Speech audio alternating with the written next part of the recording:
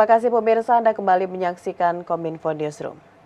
Pemirsa, setelah berjuang selama kurang lebih 6 tahun, akhirnya RUU TPKS disahkan menjadi undang-undang pada tahun 2022. Namun demikian pemirsa, implementasi dari undang-undang TPKS tersebut masih mengalami kendala, khususnya peraturan turunan yang masih diproses. Dan oleh sebab itu, Komnas Perempuan dan berbagai pihak lainnya terus mendesak aturan pelaksanaan segera diterbitkan tanpa perlu menunggu 2 tahun batas akhir penetapan sejak undang-undang tersebut disahkan.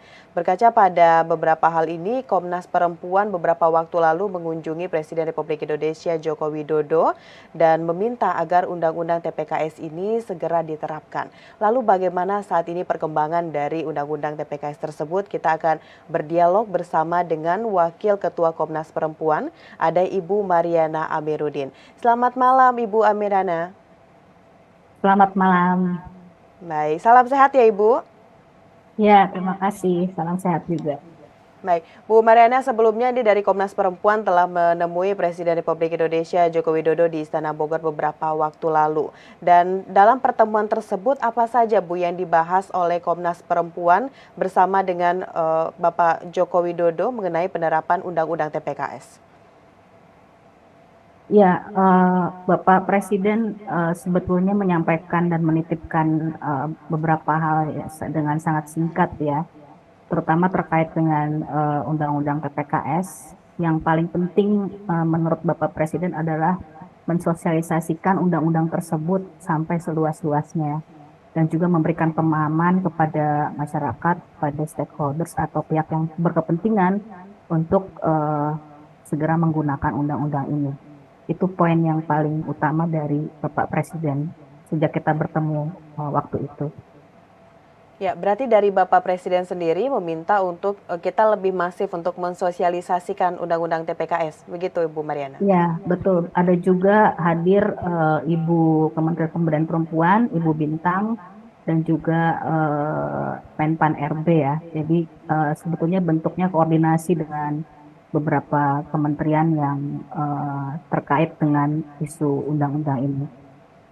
Baik, ya untuk saat ini yang kita bingungkan juga Ibu Mariana, ada dua persepsi yang berbeda di tengah masyarakat ini mungkin dari Komnas Perempuan juga atau dengan penegak hukum. Di mana kalau penegak hukum ini tidak bisa melakukan atau mengimplementasikan apabila belum ada peraturan turunan yang harus diproses tersebut. Sedangkan beberapa pihak lainnya menyebutkan meskipun aturan turunan tersebut belum ada, tapi Undang-Undang TPKS ini sudah bisa diimplementasikan. Namun dengan tanda kutip hak korban ini belum terpenuhi. Ini sebenarnya bagaimana dengan hal tersebut, Bu Mariana? Kita ingin tahu detailnya seperti apa. Iya betul, hal ini sudah dibicarakan antar kementerian dan lembaga bahwa memang undang-undang TPKS ini memerlukan peraturan turunan gitu. Dan sebetulnya Kementerian Pemberdayaan Perempuan, juga ada Komnas Perempuan dan lembaga-lembaga terkait itu sudah duduk bersama untuk mempercepat aturan turunan supaya bisa dipahami dan dilaksanakan dengan lebih mudah gitu. Karena kan ini diterapkan di seluruh Indonesia ya. Dan targetnya itu akan selesai bulan Juni tahun ini.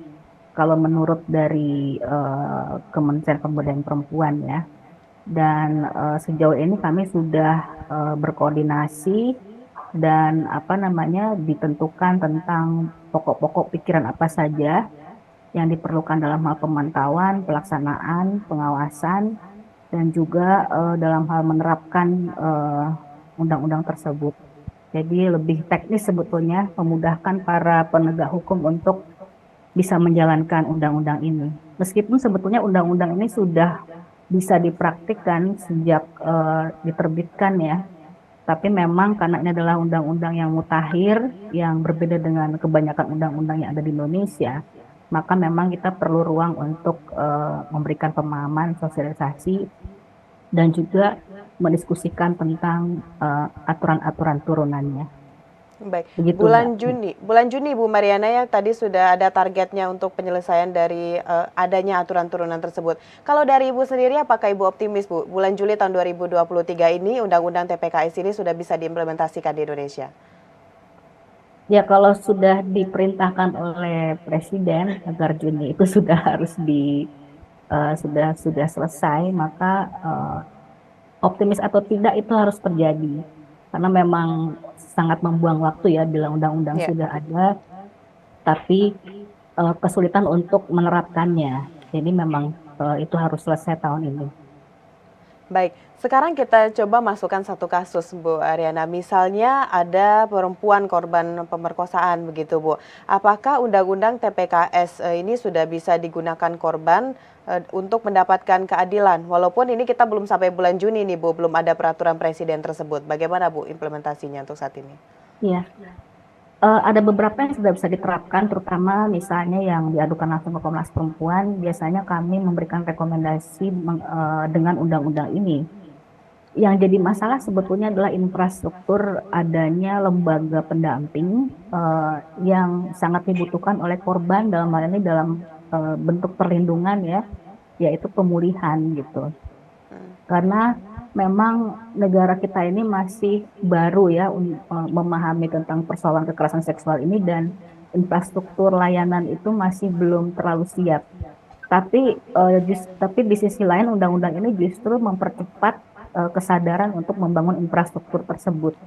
Nah, beberapa hal sih dengan rekomendasi dari Komnas Perempuan dan beberapa lembaga layanan lainnya, baik pemerintah maupun masyarakat, undang-undangnya tetap menjadi tekanan bagi penyelesaian masalah korban kekerasan seksual dan itu cukup bisa memberikan apa ya pandangan bagi para aparat penegak hukum bahwa ini adalah kasus yang sudah dilindungi oleh undang-undang.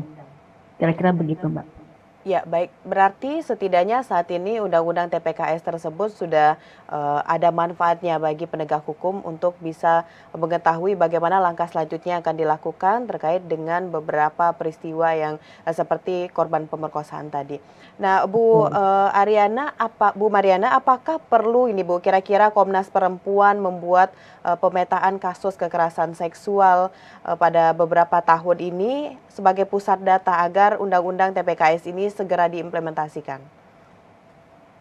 Kalau dari kewenangannya sebetulnya saran dari Bapak Presiden yang menjadi pusat data ini adalah Kementerian Pemberdayaan Perempuan. Oke. Tetapi kami ikut mendukung ya data terutama melalui pengaduan langsung ke Komnas Perempuan dan juga melalui koordinasi dengan mitra-mitra kami untuk menjadikan semuanya ini sebagai satu data dan pintunya dari Kementerian Pemberdayaan Perempuan. Nah, Bapak Presiden kemarin itu meminta kita membuat matriks program-program yang sedang dilakukan oleh Komnas Perempuan, sehingga itu memudahkan kerjasama dengan siapa saja Komnas Perempuan akan menjalankan kewenangannya gitu sebagai lembaga negara hak asasi manusia ya. Dan itu kami merasa bahwa ini memang penting untuk dilakukan, sehingga nanti cara kerja kita akan lebih mudah termasuk soal data. Tapi memang kita perlu pemetaan data. Biasanya kami mengeluarkan melalui catatan tahunan, Mbak, dan biasanya di situ kita bisa mengeluarkan peta di mana saja kasus itu diadukan, kekerasan seksual diadukan di setiap wilayah. Baik, berarti dari Bapak Joko Widodo sendiri sudah ada menginstruksikan kepada Komnas Perempuan untuk membuat agenda begitu, Bu Mariana, ya, apa saja kegiatannya. Ya, Baik, beliau selanjutnya Ibu. menyampaikan satu pintu, data itu harus satu pintu. Ya. Baik, saat ini Bu Mariana untuk mengingatkan kembali kepada masyarakat tindak kekerasan seksual apa saja Bu yang diatur di Undang-Undang TPKS tersebut? Tindak pidana kekerasan seksual banyak sekali ya, saya harus membacakannya sebentar. Singkatnya Ibu, yang paling biar masyarakat kembali mengingat begitu Bu. Kalau singkatnya enggak bisa, bahkan ini banyak sekali. Itu pelecehan seksual non fisik, pelecehan seksual fisik, lalu pemaksaan kontrasepsi, pemaksaan sterilisasi, pemaksaan perkawinan, penyiksaan seksual, eksploitasi seksual, perbudakan seksual, kekerasan seksual berbasis elektronik. Lalu untuk tindak pidana khususnya meliputi perkosaan, perbuatan cabul, persetubuhan terhadap anak, perbuatan cabul terhadap anak atau eksploitasi seksual terhadap anak, perbuatan melanggar kesusilaan yang bertentangan dengan kehendak korban, pornografi yang melibatkan anak atau pornografi yang secara eksplisit memuat kekerasan dan eksploitasi seksual. Kemudian ada pemaksaan pelacuran, tindak pidana perdagangan orang yang ditujukan untuk eksploitasi seksual, kekerasan seksual dalam lingkup rumah tangga, tindak pidana pencucian uang yang tindak pidana asalnya merupakan tindak pidana kekerasan seksual. Terakhir, tindak Ya, pidana yang lain dinyatakan secara tegas sebagai tindak pidana kekerasan seksual sebagaimana diatur dalam ketentuan peraturan perundang-undangan. Demikian, Mbak. Itu ya. ada di pasal 4 ayat 1 dan 2. Baik, banyak sekali yang Ibu Mariana sampaikan tadi mengenai apa saja yang diatur dalam tindak pidana kekerasan seksual tersebut. Dari banyaknya hal tadi, berarti pemirsa saat ini sudah mendengar, Bu. Berarti dengan tindakan seperti itu sudah ada payung hukumnya. Dan dari pandangan Ibu sendiri, bagaimana Undang-Undang TPKS ini bisa memberikan perlindungan dan juga kepastian hukum bagi korban, Ibu, agar ini korban-korban yang ada di luar sana mereka semakin berani untuk berbicara mengenai apa yang mereka alami dengan adanya bantuan Undang-Undang TPKS ini, Bu Mariana. Iya, terima kasih. Sebetulnya sejak undang-undangnya diterbitkan, itu pengaduan kekerasan seksual itu meningkat. Jadi seperti secara alami sebetulnya ketika wacana adanya undang-undang yang akan melindungi korban itu sejalan dengan meningkatnya keberanian orang untuk mengadukan persoalannya gitu. Dan bila ini terus-terus disosialisasikan maka keberanian itu dan jumlah korban kita harus bersiap-siap akan semakin banyak dan terutama untuk sampai ke pelosok-pelosok wilayah daerah Indonesia ya. Tapi kita juga seiring dengan itu kita juga harus menyiapkan infrastrukturnya. Karena pengaduan yang tinggi tanpa ada infrastruktur itu akan membuat masalah itu mengambang dan tidak ada penyelesaian dan penanganannya terutama untuk perlindungan terhadap korban. Jadi ini sebetulnya seperti bom waktu Mbak, yang dimana kita 3 hal itu harus kita siapkan secara serentak, terutama kalau peraturan pemerintah atau apa namanya aturan turunan itu sudah selesai dan sudah diumumkan ya.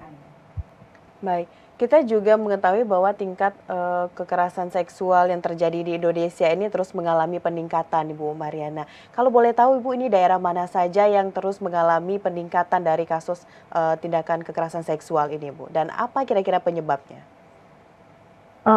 Tindakan yang paling tinggi itu sebetulnya hanya bisa kita lihat dari pengaduan yang ada ya Mbak.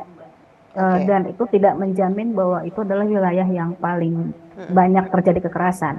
Tentu saja paling banyak itu di DKI Jakarta, lalu di DKI Jakarta. Medan, di Sumatera Utara, di Medan, dan di kota-kota besar sebetulnya. Sementara untuk wilayah-wilayah yang jauh seperti di Indonesia Timur itu sedikit, tapi kita melihat bahwa ini karena infrastruktur layanan dan juga keberanian korban dan juga konteks budaya untuk melapor kasus tersebut itu memang sangat terkait begitu.